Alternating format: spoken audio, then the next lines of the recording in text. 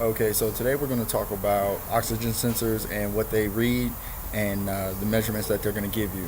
We talked before about fuel trim and the mixture of the fuel and air, which gives you your fuel trim.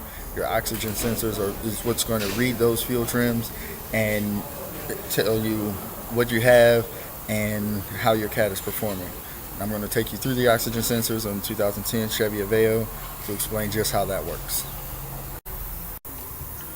Alright, now in this vehicle we have two oxygen sensors. One is going to be right there. That's going to be oxygen sensor. It's going to be labeled Bank 1 Sensor 1. That oxygen sensor is directly on the exhaust manifold, and it's going to measure exactly what your fuel trim is going to be directly after combustion. Once you get your fuel, once you get your air, once that exhaust gas passes that sensor, it's going to send signals to the PCM, which is going to read your fuel trim.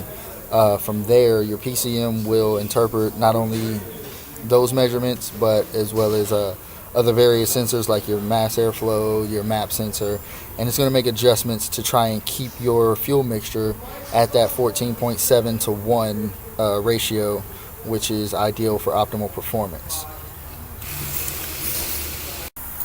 Alright, now underneath the vehicle we have our catalytic converter here, and we have our second O2 sensor, which is going to be labeled Bank 1 Sensor 2.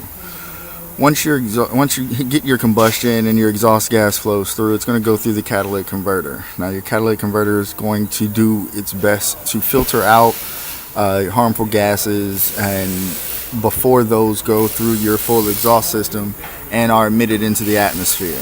Sensor 2, your oxygen sensor 2, is going to measure the gases after the catalytic converter, and it's going to report the efficiency of the catalytic converter, and that's just going to tell you how well your catalytic converter is working and making sure that those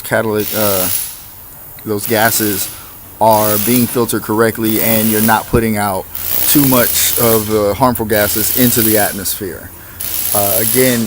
What you'll see is your voltage will change with both of your sensors based on whether you're running rich or running lean, and on your second sensor it's going to show the proficiency and a percentage on how well it's performing.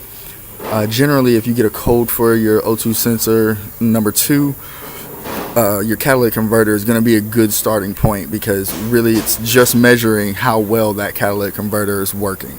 If you get a DTC for that sensor, a good place to start is going to be obviously checking the sensor and its connections, but your catalytic converter is a good general starting point as well. If you get a code for sensor 1, you're going to want to take a look at your fuel trim levels and go from there. If you're running rich, you're going to want to look at why. Are you getting enough fuel? Are you getting enough air? Same thing if you're running lean, you're going to want to take a look at make sure you don't have any vacuum leaks where you got a lot of extra air going in or anything like that.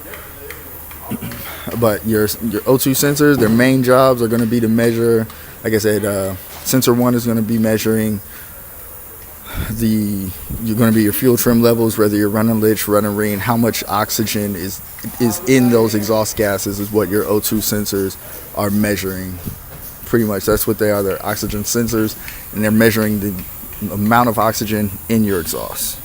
Alright, so that's pretty much the explanation on your O2 sensors.